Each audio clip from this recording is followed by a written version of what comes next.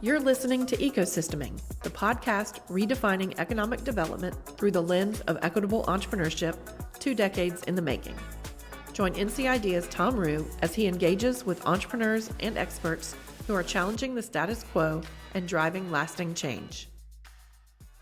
Hello, listeners of the Ecosysteming podcast. Today, it is my great pleasure and privilege in equal parts to welcome José Alvarez, Vice President of Prospera USA. Prospera is an organization that has been helping start and sustain and grow Hispanic-owned businesses since 1991. Is that right, Jose? That is correct, yes. And if my math is correct, you've been with them for about 16 years in total, 13 in your most recent stretch, but 3 years like prior. Then you had some gap work in between there. And then you came back to the mothership and you've been there for 13 years. Wow. Yeah, more than half of my career. And actually that's about half the tenure of Prospera, a little bit less. I mean, I just saw on social media, 33 years y'all are celebrating? Correct. Yes. We just turned 33 about a month ago. You don't look a year over 32. Oh, I'm a funny guy, but looks aren't everything. In addition to your role at Prospera and your leadership in North Carolina, which we're going to get into here in a minute, I should mention, I'm obligated to mention, that you are one of my board of directors at NC Idea. And not only are you on the board at NC Idea, but you're also a member of the board at the NC Rural Center. That is correct. And I'm also honored, Tom. Thank you for the invitation and for the time. It is a pleasure to be here. Well, it's a pleasure to have you, and especially because, I don't remember exactly when we first met, but it was pretty early. I do remember. Oh, well, why don't you tell me then? That was in 2018 when you were, I think you had been with the foundation for about 2 years, maybe. Yeah, that would be. It started in March of 2016. And you got involved early on with that tour to promote NCC seed and micro. And so when you came to speak and promote that for the Charlotte session, I actually attended that, and that was my first time. That was the first time I met you. So thank you for that context, and that fills in some of my own gaps because what I remember from our first meeting was just meeting you and thinking, okay, this guy is going to be a player in our ecosystem and is addressing a very important gap. Being myself, first generation son of immigrants, my mother, my father, and my brother are naturalized citizens. I kind of grew up with a ringside seat at like what the immigrant population does for our country and the contributions it makes. And certainly I got a lot of that insight during the years I spent at the Kauffman Foundation, where we studied it extensively. And then here I meet you, and I knew of Prospera since my time at Kauffman, and I understood the important mission that it served. And I thought, oh, how lucky is North Carolina that Prospera, of all the states they could have expanded to, because you're headquartered down in Florida, that they chose North Carolina. And then on top of that, we have the good fortune of having you in that leadership seat. Well, that's very kind of you, Tom, to say that. And actually, speaking of that expansion, when we started looking at a little over 10 years ago, when the leadership started looking at where else could we bring this organization where we could have an actual impact and make a faster impact, we did a couple of studies, national studies, and we wanted to focus those studies on states we call emerging states, meaning states where there is no infrastructure and there's nothing available for this specific end user that we serve, which is the immigrant entrepreneur. And so North Carolina was actually we were looking at MSAs, and so there were out of the top 10 MSAs that the studies um, provided, two were in North Carolina. One was Charlotte, and the other was the Triangle. And then there was Atlanta and Washington D.C. There were a couple in the West Coast. So when leadership decided, okay, we are going to open these first operations out of Florida, where should we go? So we're deciding at Atlanta initially, but then North Carolina picked up steam, and then we expanded we started the efforts in 2016, and then I came full time. I moved from South Florida in 2017. And the main reasons why North Carolina won that first spot was because of the explosion of the foreign-born Latino population. As a result, and as you mentioned, you alluded to, there are studies about those immigrants. They tend to open businesses faster than any other groups. So that explosion for the past 10 years in North Carolina happened, and there were no programs like ours. I mean, a lot of people think we are a chamber of commerce, and chambers of commerce do good work. They don't do what we do, which is the technical assistance. We're going to help you with access to capital. We're going to sit down and get you ready to either start or organize what you already started. So there was nothing in North Carolina. And number three, we knew we were going to make a faster impact at a cheaper price. So that's why North Carolina was perfect for us. In actually NCID, and I know we're going to talk about this later in the interview, but you guys were important in our growth because of what you mentioned, Tom. Again, the Latino population is a very entrepreneurial community, and so you helped us. NCID helped us really grow throughout the state. Yeah, I remember. So when we met, NCIDEA was on the tail end of, matter of fact, we were just on the verge of announcing our very first round of ecosystem partner grants. And so here we had just completed about a 4 or 5 month vetting process, selected a dozen grants to announce. Then I meet you, and then I know that the heft of Prospera. Again, going back to my time at Kauffman, I know it's a very legit organization, and it's nationally significant that they're expanding out of Florida. And I felt like, oh, we just missed an opportunity. And so I remember very delicately reaching out to you and having a couple calls where I was like, okay, we're going to make a grant and we're going to say it's part of this ecosystem, this particular cohort cycle, even though it was like it announced, shortly after as a one-off.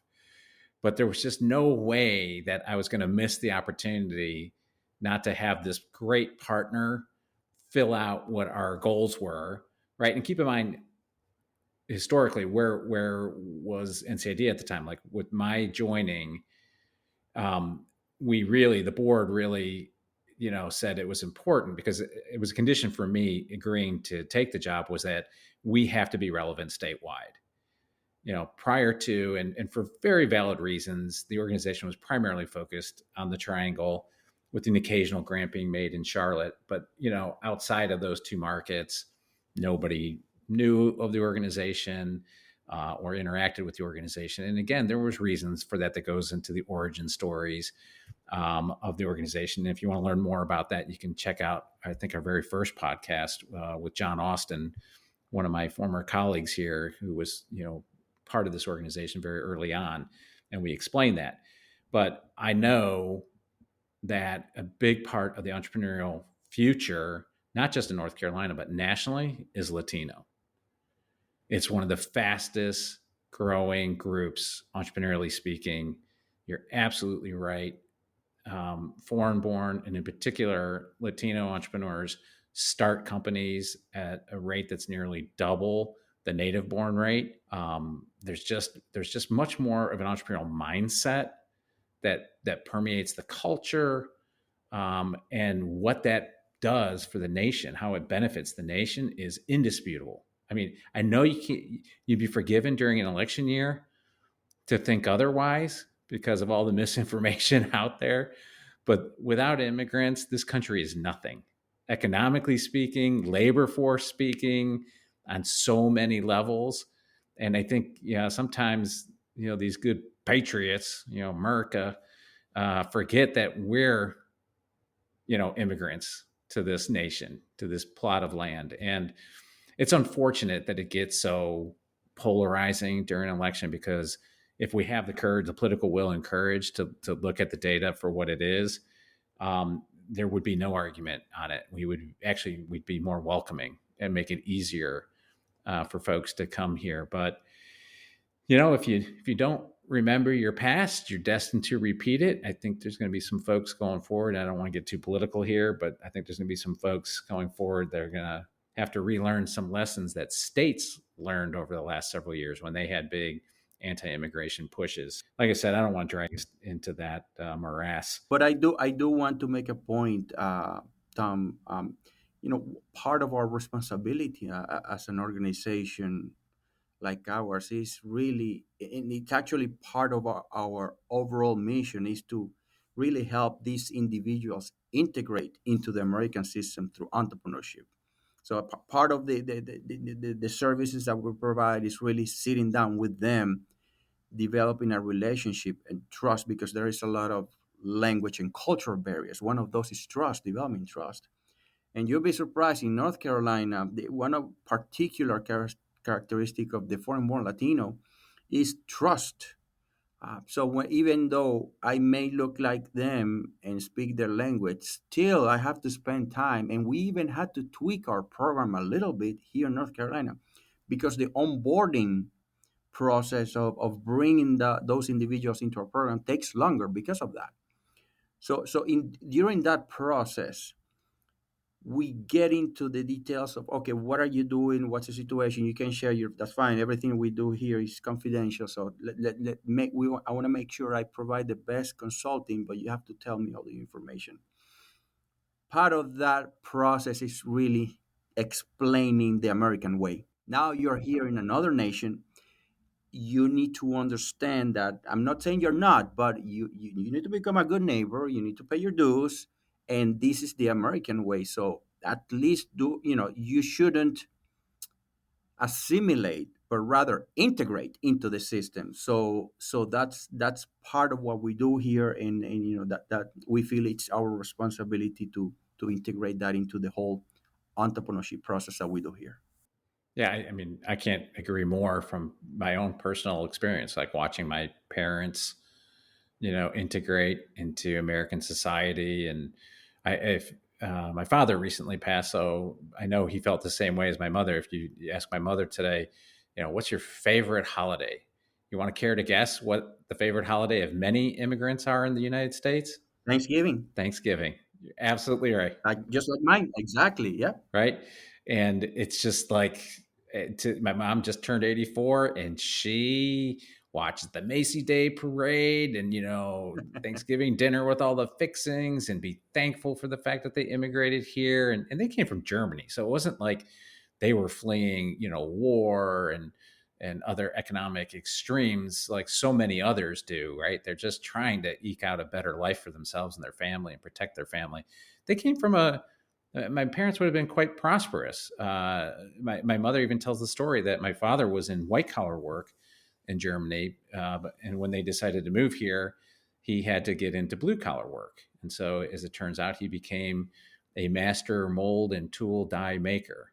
It's a very high skill craft. Frankly, that's dying. It's very hard because computers have taken over so much of that work, but there's still a certain level of finishing work that you have to have master mold makers do. And 20 years ago, when my father retired, the average age in that profession was in the 60s, right? So it's only gotten worse, and a lot of those people were immigrants. Go figure, right? So I've got a question for you. So you've been in Florida with the organization for quite some time. Then you led their expansion into North Carolina. You're doing presumably similar work. Are there differences to the Florida ecosystem and how you engaged with clientele than compared to North Carolina, or is it all the same? It's same, custom, same issue, same whatever. It's similar. Both audiences are similar in Florida and here in North Carolina. But one of the characteristics that vary a little bit is that trust issue. In Florida, the individual who calls us, who comes to our sessions, they tend to be more sophisticated in knowing what we offer. So they come with kind of like an expectation of you're gonna help me versus the end user here. The end user here tends to be more, it tends to be the other way. We go to them telling them you should come to us, you should trust us because this is, so we have to do a little bit of educating what our organization is. We're not a government agency. So that's a little bit of the difference. And also the makeup of the foreign born population, the Latino foreign born population, the majority here is Mexicans and Central Americans versus in Florida, Central and South Florida, they tend to be from the Caribbean, Cuba, Puerto Rico, Venezuela, Colombia. So it's and that population, believe it or not, tends to be a little bit more bilingual. And the other interesting difference that we are seeing, we see a lot of the different industries. And we have many industries over there. Obviously, there's more population. Manufacturing is a big industry that we help there, and that has been growing for the past couple of years. In North Carolina, we're not quite there yet. In fact, we still haven't helped the first program beneficiary in manufacturing here in North Carolina. So, and I'm sure that's going to change. We've only been here for seven years. I'm sure that's going to change eventually, but that's another interesting difference. I think you make that reference to building trust. I would just point out, first of all, I totally get it, makes sense, and I don't think it's unique to winning over an immigration population or any other, because in my tenure here, I had similar challenges just as we expanded into rural communities, right? As we started leading with equity, to put it that way, Black and brown founders had to look at us and go, I don't know, dude, your historical grant making has gone to, two white guys from the Triangle, with a startup that, has an app that fill in the blank. And so I think my first year on the job, I put on nearly 40,000 miles on my car.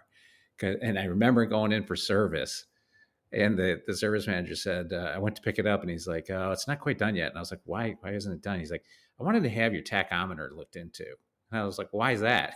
He said, the miles might be off. And I was like, oh, no, those are probably legit. It's like, because you have to show up, right? And I remember it was the first rural center annual event that I went to, and they were paying homage to one of the godfathers of the rural center. I didn't know the cast back then. It predates me by a couple decades, but he said something from the main stage that stuck with me. For anybody, like advice to anybody trying to serve rural markets, he said, "Remember this: they'll take your money, but you have to earn their trust." And that stuck with me. And and that's reasonable, right? If you don't have a track record of doing that kind of work, then they're only going to measure you by how good your word is and when the last time they saw you. And in those early days, if it was something out of market, out of the Triangle or out of Charlotte, and I'd ask, hey, who's here? Show of hands. Who's heard of NCID? And no hands go up. That was pretty routine for almost the first 3 years that I was here. Now, well, as you see when you participated over the last several years in our annual summit, it's like a big happy family reunion. Mm-hmm. And, That's and, right. and I'm not talking about just from the urban corridors, right? And so I love that. It's a big part of what energizes me. But it doesn't just happen organically. It's hard work. You have to show up time and time again. You got to put in the time, you got to put in the effort, you got to put in the money. And then over time, you build that trust where people say, okay, and then they start giving, right? Like you see now energy reflecting back. And as cliched as it is to say, that's when that virtuous cycle starts, right? And then all of a sudden, 1+1 = 3. But until then, 1+1 equals like 1.5. That's right. And you make a really good point, and you just popped in my head.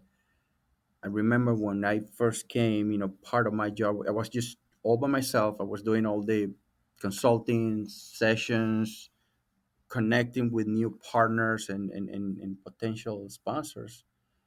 And part of that, exercise was also realizing the specific needs of the community. Rural was a big thing, it's still a big thing in North Carolina, which is very different from rural in Florida. And so part of that process was me learning, got involved with the rural center. NCID actually, well, we got this grant, initial grant from Kaufman to start, tackling a little bit of Latino entrepreneurship in rural areas. Then COVID hit, and then, but that grant was actually, we got thanks in part to you, to NCID, because we actually had experimented in a northern area here in Mecklenburg County to explore. And so, to your point, we started that relationship with local organizations and individuals. The community members noticed us, and then we kept at it. We kept coming, and so now they're calling us. And so, and we did the same thing with Wilmington. Initially, you gave us the seed funding to go to Wilmington back in 2020. We started the relationship virtually because of COVID, and then we started attending. Fast forward to now, we are actually part of some leadership groups there with the Latino Business Council with the Wilmington Chamber, because now they trust us. They want us to be a part of it. And we've been at it every quarter. We spend there 3 or 4 days bringing programming and connecting with the community, because that's all about. It's about presence and developing that relationship and trust. Yeah, whenever I see you and Jim Roberts together, you're like fraternity brothers. It's actually quite a joy to watch, and that trust, it just takes effort. I harken back to my time at Kaufman. We were taking the mindset class that we're using here, the Ice House program, and it was the interest we found was just ravenous going through Latin America. So we were partnering with Tec de Monterrey, and we were invited down to address their annual teachers conference, about 1,200 people. And they, to them, you get an American to come down to speak, the expectation is, okay, they're going to speak in English, and it's just up to us to understand or translate or figure things out. And I was just like so nervous, like I wanted to have a show of good faith. So I took almost 3 months practicing a portion of my speech, as it turns out, about 20 minutes worth, that I wanted to give in Spanish. So, we had an associate involved in the project from Colombia, Pilar, and she helped me translate it. She understood, different national dialects and versions. So, like, the Spanish they speak in Colombia is a little bit different than in Mexico. She had one of her brother-in-law, I think it was, record it so I could hear it for a couple months, in the male voice. And so I remember standing. Professionally speaking, is probably one of the scariest things I did, because the stage was right in the middle, and so the audience was 360 degrees around, you. And so I started my speech. I'm speaking in English, and I'm talking about the importance of an entrepreneurial mindset and taking risks, and understanding that this is how professional development works and it expands. And I said, and so now, if I was true to my word, I have to demonstrate this. And so, with much indulgence and apologies in advance, because I'm sure it's going to be hard on the ear for you to hear, I would like to continue the rest of my speech in Spanish. And I went ahead and did what I did because I'd taken Spanish for like 3 years in high school, and it is a beautiful language and it's very phonetic. So it's compared to German. So I'm bilingual. I can speak Alemania. We were raised bilingual. German's not. There's not too many people that say German's an easy language to learn, but Spanish is just, it's so melodic and just elegant. So I could make it out. And at the end of the day, I'm sure I butchered it, but I will tell you, they appreciated the effort, right? That this wasn't yet another ugly American coming down, expecting everybody to, speak English. And I could think of no better way to try to earn their trust, because at the end of the day, we wanted them to adopt this program in service of their students, right? And so those of us in leadership who have the privilege of leadership, like, we have to understand that and make sacrifices so that, the mission is served. And to this day, it's a reminder of everything I learned about good, leadership is about being a good servant and servant style leadership. So That's cool. That's a great story. That's a great story, Tom. Appreciate that. Appreciate trying. I think everybody does, right? I mean, it's human nature. Like, what would you want, right? That's about as much as it takes. So in addition to being on our board, you've been also a core reviewer for us. You are in the room where it happens and when it happens. I was just curious. I don't think I've ever really had it, as much time as we spent together. I don't know that I've ever had a chance to ask, your reflections on that. Like, what do you think about that process, and what else comes to mind about that? Tommy, that's a great question, and I'm probably gonna get in trouble by saying this, but it's one of the things that I look forward to every year. Every time January hits, I'm looking forward to doing that, and it takes a long time, reviewing and making sure, doing research, making sure, um, I don't miss anything, and then attending the meetings and having the conversations. Man, I just take. First of all, I enjoy doing it. Number two, it's a process that works. I mean, I'm sure it's been refined for many years. It's close to perfect. The other states should be looking at what NCID is doing to implement this, because it's a great process.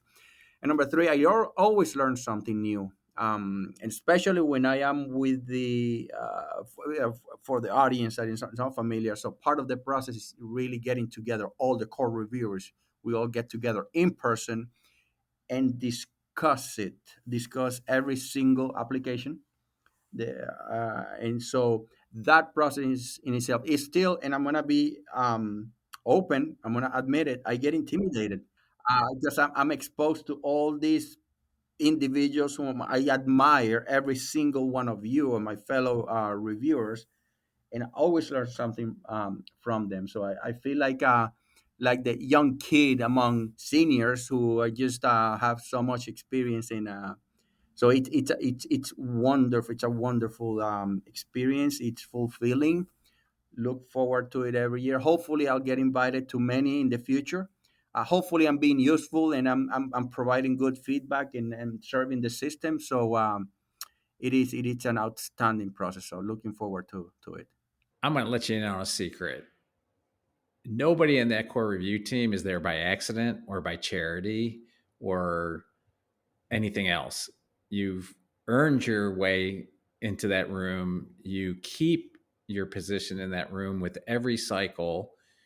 And we remain ever grateful to the entire pool of core reviewers, because, we can't do the process without them. If this were some sort of commercial function and we had to pay for everybody's time, we could only do a fraction of the output that we do. What I have heard, and I'll toot our horn for one little second here, is over the years, as we've added people to the ranks and people, there's that camaraderie that we come together twice a year in the spring and the fall to do this, that there's a sense of community around that. right? It's like a tiny, it's a little bit of a microcosm of our broader ecosystem.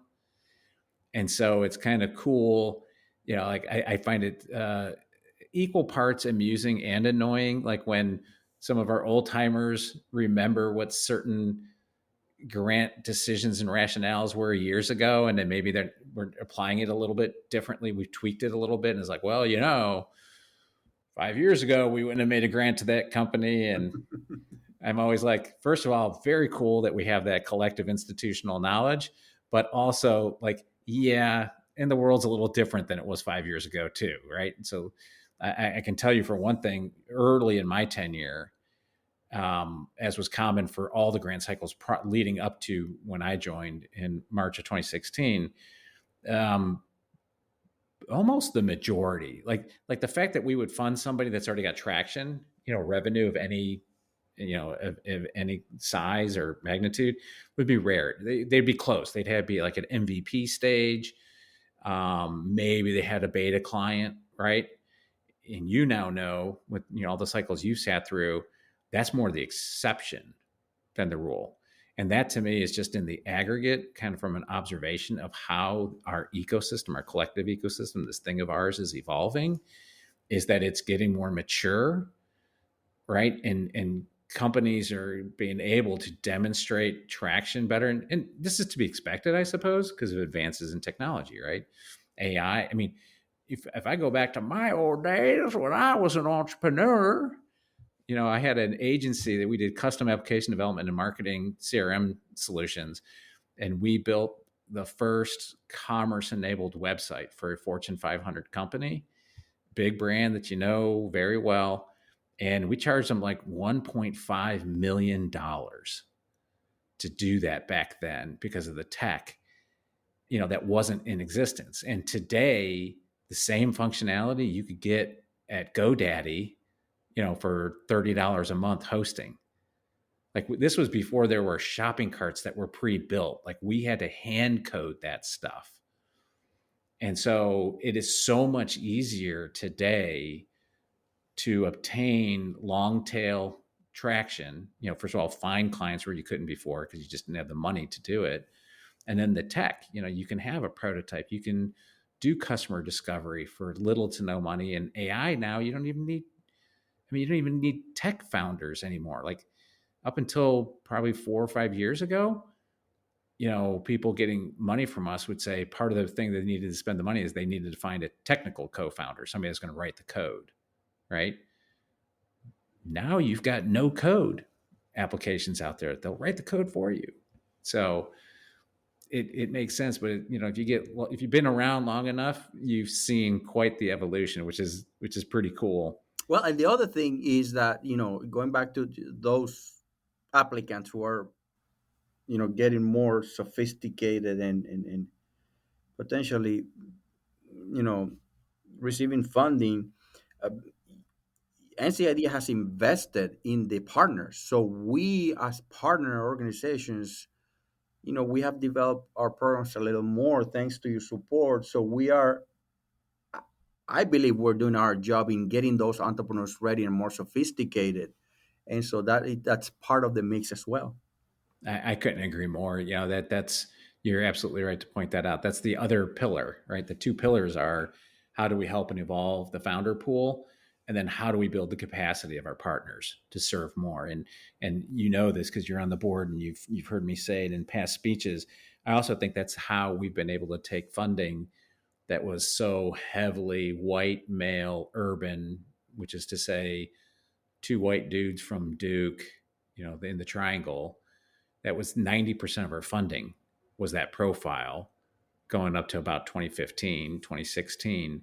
And fast forward to the present, it's about 70% of our grants now go to women, minority, and rural founders. And we could not have done that. Absolutely impossible to do without the ecosystem partners that we helped build their capacity to serve these historically underserved groups. And to be very, very clear, we didn't get there by precluding or excluding anybody. We didn't say, oh, sorry, you're a white male, major metro, you get, demerits. we invested in leveling the playing field because I've been around long enough doing this business. I'm long in the tooth, as you know. And the argument, especially today with all this anti DEI and anti this just visceral reaction to, efforts at equity, which are so misguided. And frankly, I would say in a technical term is just stupid. Um, People don't understand that the data shows that the more equity based and diversified the economy, the stronger and the better it performs. So, like, duh, it's not only the right thing to do, but it's the smart thing to do. But we didn't get there by precluding anybody. We plussed everybody up because for too long the argument has always been for those that stand opposed to DEI or other efforts is, just it's a fair competition. Just let the best team win. And it's like, yeah, here's the problem. To these historically underserved groups, they're like a little league team, right? Fourth graders playing baseball. And what you're saying to them is like, hey, go out into that field and play ball against that team. And whichever one of you wins gets the grant. And never mind, that's the New York Yankees that you're playing out there, right? Because you're both playing baseball. So it's a fair thing, right? Baseball is baseball. And yeah, you might be little leaguers and those might be the New York Yankees, but it's still baseball. And it's so disingenuous and it's so wrong headed. And people know it, that it's shameless that they try to say otherwise. But we have tried to help. I guess I'm committed to this metaphor now. We've plussed them up to be at least collegiate level baseball players that might have a better chance. And hopefully we're going to continue in doing that because the work is never done. And you're right. To your point, you have to level the playing field. Don't take away from any other. Just make it equally accessible to everyone to have a fair shot. There you go. That's the way to do it. And that way you can stand behind the results, right? So if somebody says, oh, that person, they just got the grant because they're the diversity candidate, and it's like, no, she had already 100,000 in ARR, 3 patents issued and 2 more pending. One of their biggest beta clients is like the top third buyer of those products in the market. Like, you can defend every single one of them if you have a North Star and you stay true to it. When the vultures and trolls come out, you don't have to worry. You just say the process is the process and here's the criteria for it. So with that all being said, if you had a wish for the North Carolina ecosystem, like, what would it be? Like, what could we, and it doesn't have to be from Prospera's perspective or NCID's perspective or anybody's perspective, but like, if you had that magic wand and said, like, as great as the North Carolina ecosystem is, what would you like to see, or, that could make it better? That's a great question, Tom. I think one of the uh, okay, I'm just gonna say it. I think many organizations should stop chasing the money, deviating from the mission just because of money. And I think that's one of the reasons why I have stuck with this kind of organization. Leadership has really been intentional about, we're going to focus on mission and our values. If there are opportunities out there, we take a look at them. But if they don't focus on what we do, we shouldn't go after. And so my boss is really focused on that. He's taught me how to stay focused here in North Carolina. And unfortunately, it's not happening with a lot of organizations here. A lot of them are deviating. I'm not going to name names, but fortunately, they're chasing the money. They just, oh, yeah, we do this. We think we can get into, in this case, entrepreneurship. So we're just going to create a couple of seminars in language or this or that, and so that we can access this grant. I wish more leaders, nonprofit leaders or organization leaders, would understand that really collaborating is better than just chasing the money. Because when you create key strategic partnerships, when you have both organizations leveraging from each other, and there are ways of doing it. I know it's more, it's more difficult implementing it than saying it, but it's possible. We've done it. I mean, you have funded part of our efforts precisely to create partnerships and make it happen. Hence, look at what happened in Wilmington. So it's I wish we could do that better in North Carolina. I wish the ecosystem would learn that. And Well, not surprising. I couldn't concur more with you. I agree wholeheartedly. Again, having worked at a multi-billion-dollar foundation, of all the good that it does, it can also do harm. And I remember seeing firsthand that you can force grantees into unholy yoga poses because they're desperate for the money, right? And then if you bring to that privileged status this assumption of complete knowledge, well, we've got the money and you're asking for our money, so we must know, what's best to do. You really exacerbate, an unsustainable situation. And it was one of the things one of the lessons I learned what not to do when I came into this role, such that when we issued the first ecosystem RFP, I got a phone call from an applicant saying, there's a mistake, there's something wrong with your RFP. And I was like, well, okay, I'll bite. What's wrong with it? And he's like, it's only 2 pages long. And I laughed. I said, no, that's intentional. I'm not going to sit from my office, first of all, as a white privileged male, right? I'm not going to sit in my office in Durham and presume to tell you in Rocky Mount or wherever they were from, right? Nash County, maybe, like how you need to support the entrepreneurial potential of your, hometown heroes and neighbors, because that's arrogant and it's wrong headed. All I want you to do is write me a love story. Tell me how you love the people you serve, how you need help in serving them. And then if we've got the capacity to do it, we'll support that, right? And then let the rest kind of work out. And I think that's something that's kind of lost in philanthropy, especially economic development philanthropy.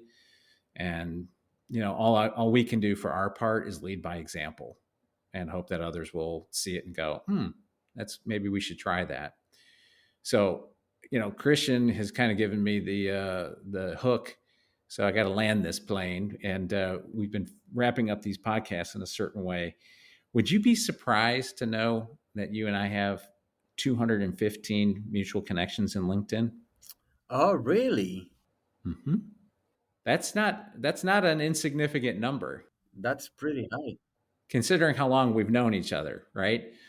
So, and then among them, as I consider those among them, Susie Kuntz from Wells Fargo, not surprising, right?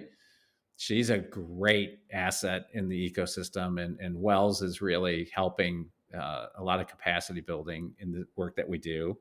Then, not surprising, Stephen Lewis at the Boost Pad, right, in your backyard there, Yes. running a great program there. I'm proudly rocking my Boost Pad blue vest. I can confirm there have been sightings of it at the Hillsborough Farmers Market on Saturdays. And then David Kaiser at the Rural Center. David's a good friend. We overlapped at Kaufman, so I think for almost a year. He left before I did, but we were both there. And so when we catch each other at one of these functions, we reminisce about the good old days. And he's also a Prospera board member. Oh, is he? Yeah. I did not know Yeah. that. He just joined a couple months ago. Oh, good for him. He's a very thoughtful young man and very knowledgeable, and another person that advocates for data, right? Like, Right. look at the data, follow the data, let the data inform the policy. So I can't think of a better way to wrap this up than reminiscing on these 3 great people that we share in common. And thank you. I don't get enough chance to thank the board, and Jose, thank you for our friendship and your service. I look forward to the next several years to see. I think it's only heading one way, and that's up. That's right. That's right. And thank you, Tom, again for the opportunity to make this thing of ours even stronger. And really looking forward to continuing serving and developing this wonderful state. Very cool. Take care. Stay connected with NC Idea on LinkedIn and Facebook, and subscribe to our newsletter for all the latest as we celebrate our 20th year. Catch new episodes of Ecosysteming every other Tuesday. Thanks for tuning in and being a part of this thing of ours.